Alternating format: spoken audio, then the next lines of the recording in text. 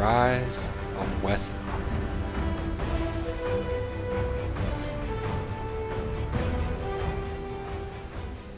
In the days before Haldric I saved our people and founded the country of Wesnoth, we came from an island kingdom far to the west. We were prosperous, strong, and numerous. We lived in a rich land with many kings. Then they came, the Wesfolk. They were wicked, brutal, and dirty lot. They were the vanquished refugees of some war, fleeing from their homes in a land even farther off into the west. The Wesfolk were not numerous, but they used dark magic, commanding vengeful spirits and legions of walking dead. After a time of great struggle, a peace was reached. We came to dominate most of the Isle, with the Wesfolk pushed onto the most marginal of lands. In confronting their vile legions, we grew strong. Indeed, it was from this war we gleaned our first shards of knowledge about magic. You must recall that the route from the western continent to our Green Isle was perilous at the best of times. So perilous that a stable trading relationship between the mainland and the Isle could never be maintained. Things were worse still when sailing to the east. A strong, cold ocean current swept down from the north in the eastern ocean, pushing all ships horribly off course. Ships that traveled east and returned reported nothing but open ocean and vile sea monsters. Over time, our skills as navigators grew.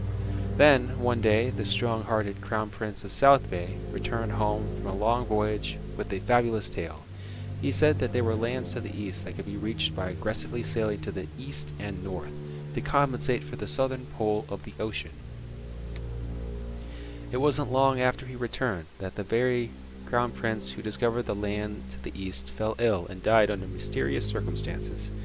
His younger brother, the next in line for the throne, chafed at the eye of suspicion cast upon him. He conspired to start a war of destruction with the poor Wesfolk kingdoms and their Lich-Lords. The new Crown Prince departed with the largest army ever assembled on the Isle to make war with the Wesfolk. This is where our story begins, with the plight of a different prince on the same Isle.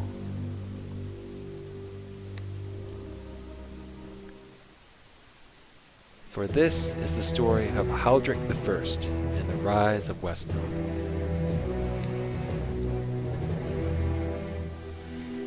A summer of storms on the Green Isle in the Stormvale. The troubles seem to have finally reached the heart of the Isle, the isolated lands of King Eldaric IV. King Eldaric says, "It looks like some Wesfolk rabble have seized the northern keep. Prepare for battle. Father, I am of age now. May I lead our forces into battle? You're showing initiative, son. I'm proud of you. Yes, you may lead our forces into battle. It is time, but I'll stay near to keep an eye on you. There is more to this raid than meets the eye, I think. They're Wesfolk, reavers and thieves by nature. Rare is the summer they do not raid us. What is the mystery in it now? These are not normal times. The Prince of Southbray has raised a host that could utterly destroy them. Why would they compound their troubles by raising a quarrel with another king?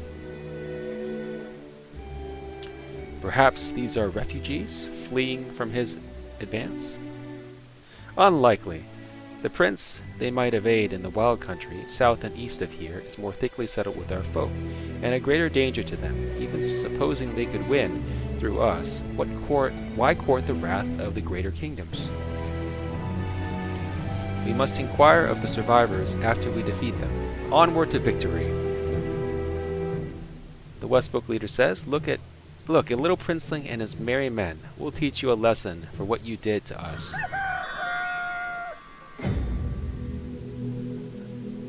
Objective is to defeat the leader. Okay, we'll begin by moving our king to secure the southern beachhead, and we'll recruit a balanced army. In this valley, we have a defensive boon by understanding how an attacking force will attempt to assail us. They have to proceed down a northern choke point flanked by two mountains. We have the advantage of being closer to more settlements, which means that we have a greater potency to recover and rotate our forces in battle. I'm going to recruit 2 horsemen, 2 spears, 2 bows, and then I think 2 mages as we proceed forward. We'll secure numerous villages. This will increase our tax revenue. And we will secure the southern beachhead down here. Close proximity to these villages which will allow us to recover our forces quicker. I'm going to keep my Prince Haldric, back at the garrison, and he's going to provide a steady stream of soldiers. My income is at plus 11. That means I get 11 gold pieces per day, which means I'll be able to produce at least 1 more soldier. My troops are lawful. Lawful being that they fight better during daytime and worse at night. The enemy's troops are chaotic, which means they fight better at night. They get a plus 25% bonus to damage, whereas I get a minus 25% at night. Luckily, my king has a leadership bonus, which means he gives a plus 25% boost to damage for any adjacent unit. Don't forget about some of the most isolated villages. We need the gold. Okay, yep, sending my horsemen over there to collect the gold. He sent an advanced force of thieves, thugs, and poachers. Thieves have a backstab ability. If they have a unit on the flank, on the opposite side of the unit they're attacking, they deal double damage. It can be very, very savage if I manage to let them breach my lines. That's why I'm going to keep a solid line of 3, so they cannot flank around, they can't circumvent me. I'll take superior positions. The percentage indicates what the percentage is for me to dodge. So the higher the number, the more greater my defenses are, the greater chance they'll miss. Okay, they attempted to ford the river in order to take that village. Good move, possibly. Trying to attack while it's night, but they left these forces completely exposed, so I'm going to take advantage of that. In the water, they have a smaller defense, so that means that I'm able to hit them better. Furthermore, my mages have a magical attack, which will guarantee at least a 70% chance of hitting. This makes it prime. Feel my wrath, you fiend. Okay, Prince is pretty awesome. So it makes it prime for me to attack during this time. I'm going to redirect my forces to the southern front, and we will take care of those thieves. We're going to use the Ranger forces. We're going to wait for them to attack. Dawn should be approaching, and at that time we will make our move. Okay. Oof. That could have been bad, but he held his ground. Alright. We have 11 turns left in order to defeat, in that time to defeat the enemy. Okay, we're going to attack with the furthest away spearmen, because if we attacked with anyone else, the spearmen would not be able to do anything. It's my philosophy, my command philosophy, to maximize the effectiveness of my forces, and that means making sure that every unit does something. If I didn't attack with that spear, he would have done nothing. He would have just taken up income. I would have to pay him, but he wouldn't have done anything. I moved my king forward in order to provide that leadership bonus. Yeah, he raises a little hammer when he provides leadership. It's pretty nice. Okay, I moved him, shift him down, and then attack with that bowman. Excellent. You notice that it is dawn, so when the enemy attacks, they will be attacking during the day, which means they have a minus 25% attack debuff, and I have a plus 25 due to my lawful nature. I think I'm going to bring up my horsemen. My horsemen have a charge bonus that doubles their damage. However, they take double damage in retaliation, so it's a risky move, but I'll bring him over.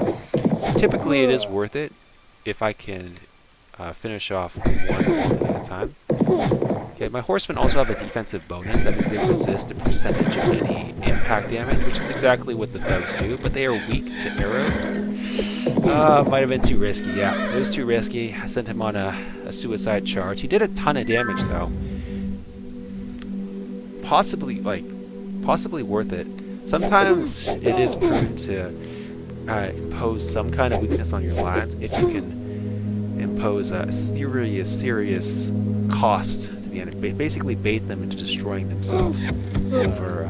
That horseman was insignificant in the long run. Tactically, it provided an opportunity to destroy 4 units for the cost of 1. That's, I mean, that's worth 1 knight. That's worth 1 horseman. It's a terrible thing to say, but it is worth it.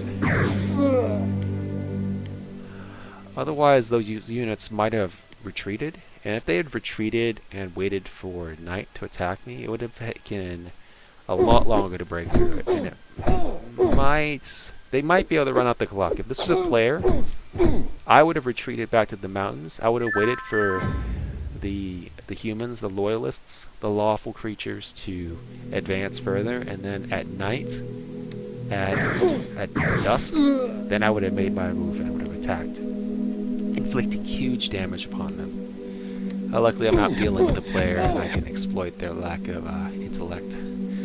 Now, in this case, another strategy that I keep in mind is making sure to give the killing blow to units that I want to advance.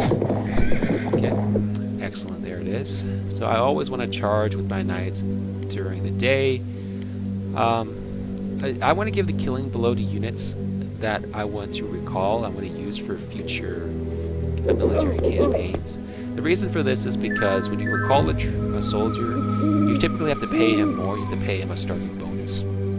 And you don't want to recall someone that has low experience, because you could just recruit someone for a lower cost but the same effectiveness. The reason why you recall someone is because they have an experience boost, because they have a higher rank. So, and higher rank means higher damage, higher health, higher everything. It's a better quality unit. If you're not getting a better quality, there's no reason to pay a better price.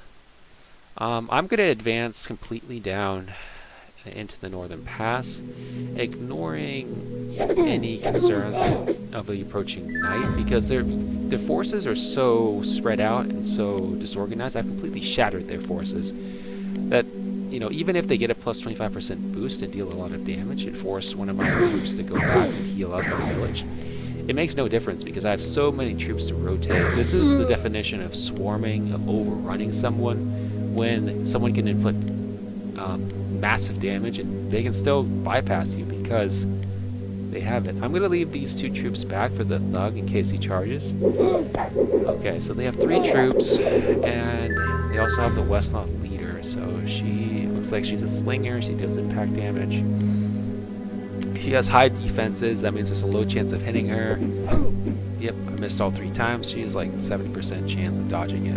So, luckily my mages are magical attacks, so they always hit 70% of the time, plus the leadership bonus, which is why it takes 9. Okay, feeling good. Now I'm going to go ahead and charge in the back because I can kill with 1 strike. Yep, there it is. Even if it's a 70% chance of dodge, I have 2 chances to do so. So it's about, 50% chance that I will kill her. I'm going to advance slowly forward, making sure that I keep a line of attack. Even though they're on the defensive, if they concentrate their attacks on 1 unit, they might. So, for example, they might have been able to kill that unit if they had the thug had hit all his strikes. And the Wesnoth leader, even though she's bound to die soon, she might finish one of my guns off, and that's suboptimal. So I'll retreat with him. Okay, now I want to give that kill to the mage, because I want to recall that mage for the next attack. Okay, Wesnoth leader, I'll use a spear. Ooh, spear is dealing tons of damage. But no, I'll use my prince. I invoke the right of surrender! Don't kill me! Why have you come to trouble our lands? Trouble your lands? Blah. Your fool, Prince of South Bay, has attacked our lands. The Lich-Lords had no choice. They opened a gate and what? They pledged to visit all of the terrors of the hells upon the isle. They have built a great stone gate to the heart of the homeland of the orcs in the distant west. Now even we Wesfolk must flee or be slaves. Orcs are just creatures of tall tales. You've been on this island too long. I assure you that orcs exist. By now there are probably a half-dozen gates to the orcish homeland. There is no hope. We must prepare the defenses. Haldric, stay at the keep. I must go and fortify our frontier. My forces are defeated. Under your customs of surrender, I must go now. You may go. See to it that you trouble us no more, for the custom states you may invoke surrender but once. If we meet again, I won't be so merciful. Alright, thank you for joining us today. Hope you have a great one. I'll see you in the next scenario. Here's a little spoiler. Summer passes into fall, and King Eldaric fortifies his frontier. It is not long before the first orcish scouts are spotted.